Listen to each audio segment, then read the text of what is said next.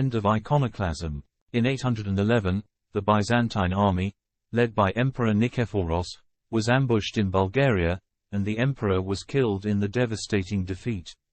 Not since Emperor Valens died at the hands of the Goths at Adrianople in 378 had a Byzantine emperor been killed in battle. 2 years later, a new line of imperial rulers emerged who once again attacked both the veneration and the venerators of the holy images.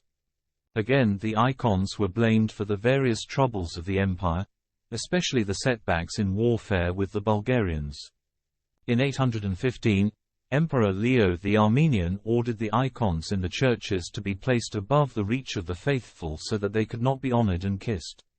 Everyone in the church knew that a second wave of persecution against the icons and their venerators was starting. In defiance of the order, on Palm Sunday in 815, Saint Theodore the Studite, the abbot of the great Studian monastery in Constantinople, led a public procession with the holy icons. For this he was sent into exile. He would be the main theological champion of the icons during the second wave of iconoclasm, through his important work entitled On the Holy Icons. Persecution of the iconodules was as fierce at times during the next 27 years as it had been in the previous century. Not until 842 was the persecution brought to an end. And just as it was a woman, Empress Irene, who ended the first wave of iconoclasm after coming to the throne upon the death of her husband, Emperor Leo IV the Khazar, as regent for their son who was too young to rule, so again it is a woman, Empress Saint Theodora, who brings the second wave of persecution against the icons to an end when she comes to the throne upon the death of her husband, Emperor Theophilus, to rule as regent for their young son Michael.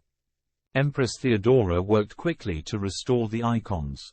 In March of 843, John the Grammarian, iconoclastic patriarch of Constantinople and advisor to Emperor Theophilus, was deposed and replaced with Methodius, who had spent 7 years in prison for his defense of the icons.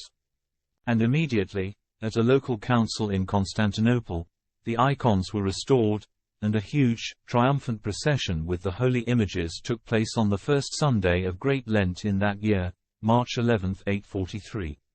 This great event, known as the Triumph of Orthodoxy, has been celebrated ever since in the Orthodox Church on the first Sunday of Great Lent, known as the Sunday of Orthodoxy. Hymns from Vespers for the Sunday of Orthodoxy.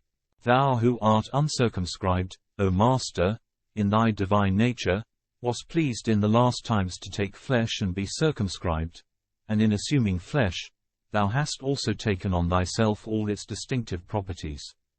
Therefore we depict the likeness of thine outward form, venerating it with an honor that is relative.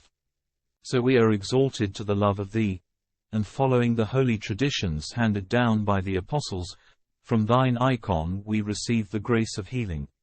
As a precious adornment the Church of Christ has received the venerable and holy icons of the Saviour Christ, of God's Mother and of all the saints. Celebrating now their triumphant restoration, she is made bright with grace and splendor. The grace of truth has shone forth upon us. The mysteries darkly prefigured in the times of old have now been openly fulfilled.